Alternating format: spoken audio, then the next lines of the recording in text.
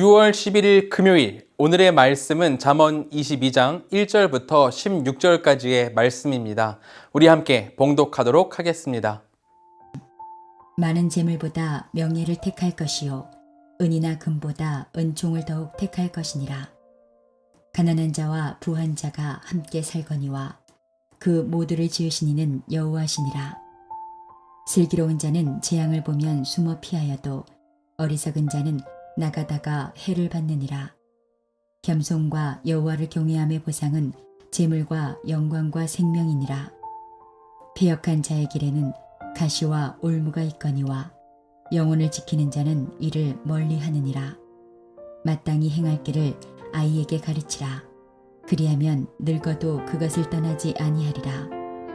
부자는 가난한 자를 주관하고 빚진 자는 체주의 종이 되느니라.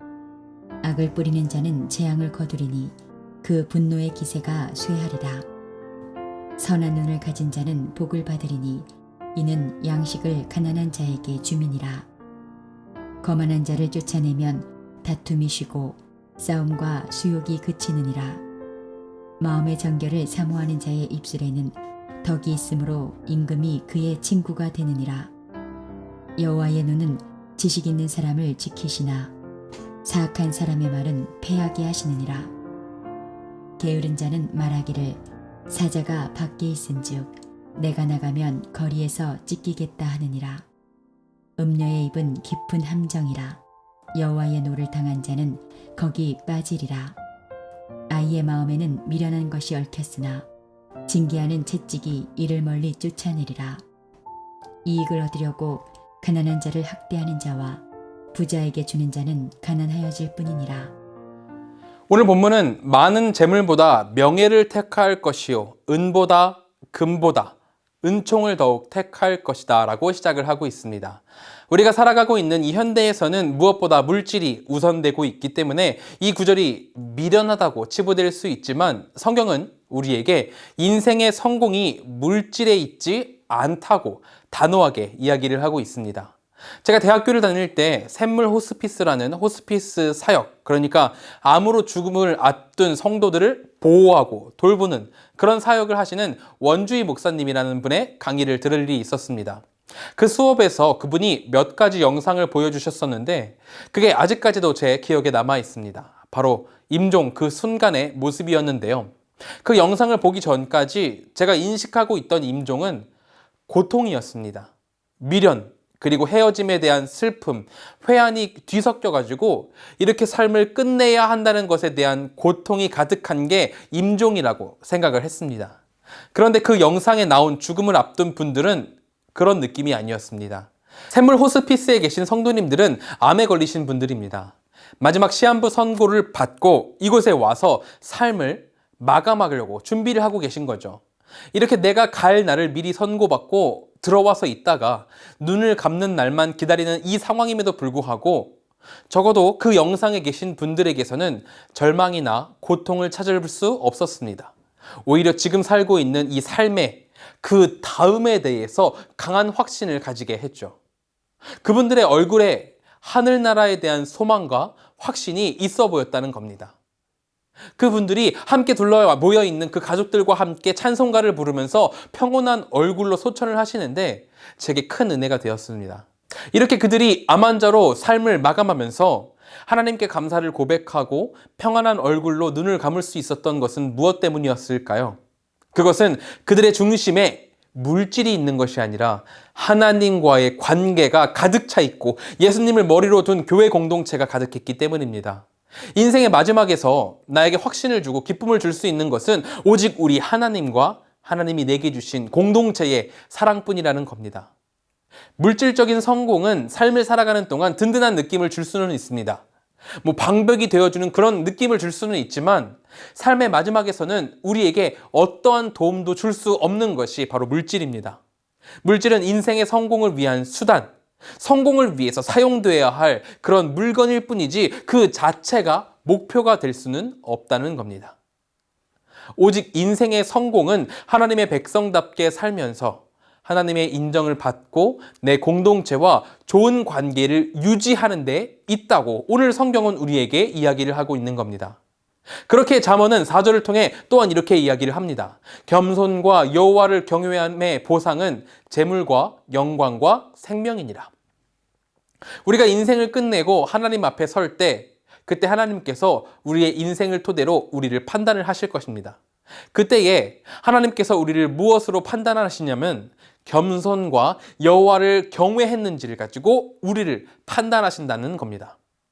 이것은 재산이 있던 없던 아니면 적던 많던 그것과는 상관없이 한 사람의 삶은 소유의 양으로 판단되는 것이 아니라 하나님의 기준으로 평가된다는 것을 우리에게 알려주고 있습니다.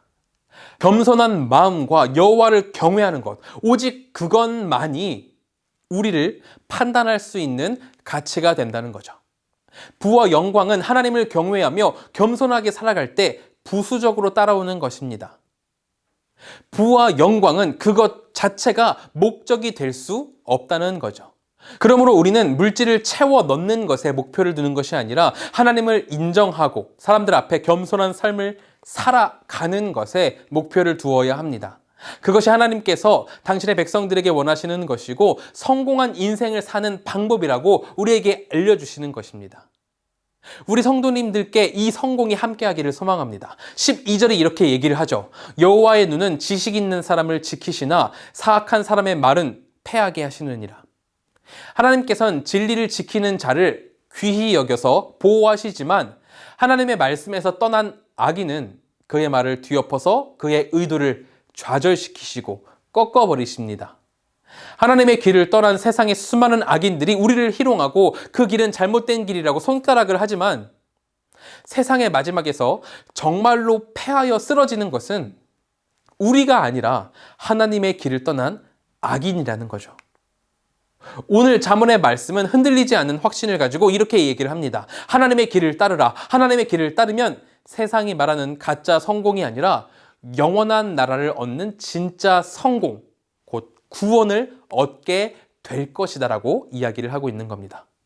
그러므로 세상을 살아가면서 우리에게 쏟아지는 이 수많은 정보들 속에서 악한 의도로 퍼져 있는 이 거짓말들을 분별해낼 수 있는 우리가 되어야 합니다.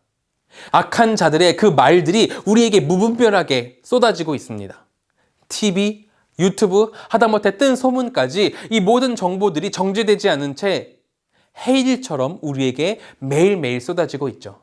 이것들을 우리가 스스로 걸러내지 않으면 나도 모르게 진리에서 떨어지고 거짓에 가까워질 수 있습니다.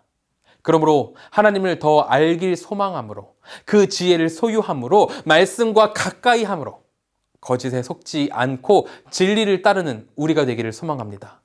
우리가 그렇게 진리를 따라 살고 하나님께 나아갈 때에 하나님께서 우리를 충성된 종이라고 판단하시고 우리를 천국으로 이끌어 주실 것입니다.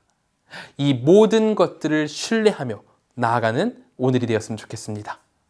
오늘 이 시간 우리 함께 기도하실 때에는 첫째로 물질이 아니라 하나님을 따르는 내가 되도록 하나님 인도하여 주시옵소서라고 기도하기를 소망합니다. 두 번째로 기도하실 때에는 한국과 세계를 위해서 기도하겠습니다.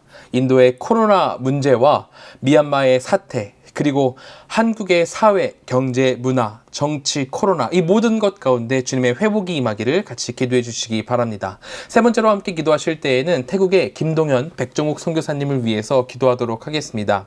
폰텅 위타야 중고등학교 기독 동아리 학생 중에 고등학교를 졸업하는 그 지체들이 대학에 진학해서도 신앙생활을 잘 이어갈 수 있도록 기도해 주시고 1:1 제자 양육을 받고 있는 폰자매가 영적으로 성장하고 폰자매의 사촌오빠인 업이 하나님을 만날 수 있도록 인도하여 주시옵소서라고 같이 기도하도록 하겠습니다.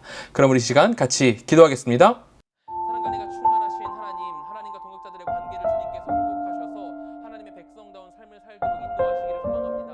주여 우리가 관계를 더 회복하기 원합니다. 이 관계, 하나님과의 관계가 회복되어야 우리가 죄를 사하게 회개하고 주님 앞으로 나아갈 수 있다는 것을 믿사오니 하나님 우리의 관계를 회복시켜 주시옵소서. 그리고 우리 동역자들과의 관계를 회복시켜 주셔서 사랑하는 공동체가 될 수 있도록 인도하여 주시옵소서. 또 한국과 세계를 위해서 기도합니다. 인도의 코로나 문제와 미얀마의 사태 그리고 한국의 사회, 경제, 문화, 정치, 코로나 모든 것 가운데 주님의 회복이 임하기를 간절히 원하오니 주여 붙잡아 주시옵소서. 또한 태국의 김동원, 백종욱 선교사님을 위해서 기도합니다. 폰텅 위타야 중고등학교 기독 동아리 학생 중 고등학교 졸업하는 지체들이 대학에 진학